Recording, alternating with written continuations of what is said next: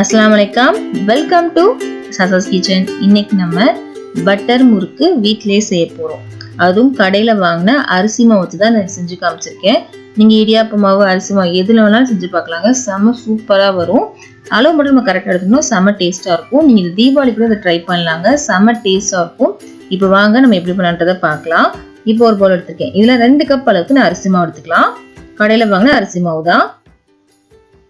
நீங்க இடியாப்ப மாவு எடுக்கனாலும் எடுத்துக்கலாங்க. அது உங்களோட விருப்பம் தான். 2 கப் அளவுக்கு அரிசி மாவு சேர்த்தாச்சு. இதுக்கு 1 கப் அளவுக்கு கடல மாவு. இதுதான் அளவு.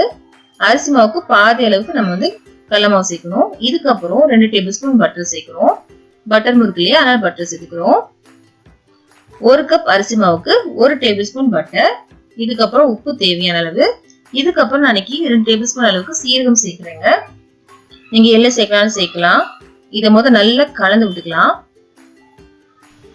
பட்டர் எல்லா இடத்துலயும் இருக்கணும். அந்த மாதிரி நல்லா கலந்து விட்டுடலாம். நல்லா கலந்தாச்சு. இப்போ கொஞ்சம் கொஞ்சமா தண்ணி சேர்த்து நம்ம பிசைய போறோம்.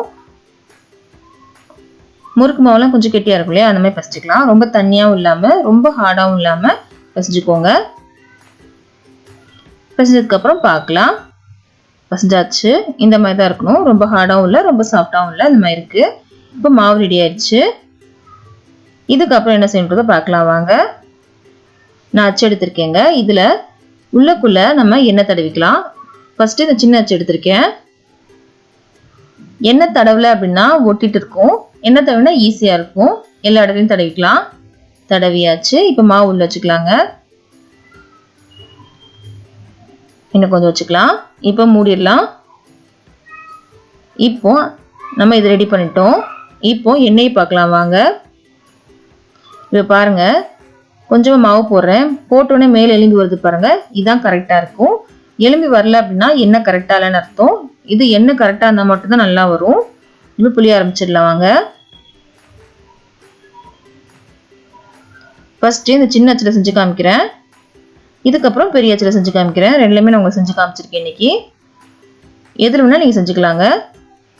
போட்ட உடனே அதுவா மேலே எலும்பி வர வரைக்கும் கரண்டி போடாதீங்க.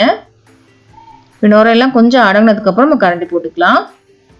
பாருங்க, கொஞ்சம் கொஞ்சமா முறுக்கு தெரிய ஆரம்பிக்குது. கொஞ்சம் நுரை அடங்கினதுக்கு அப்புறம் நம்ம திருப்பி போடலாங்க.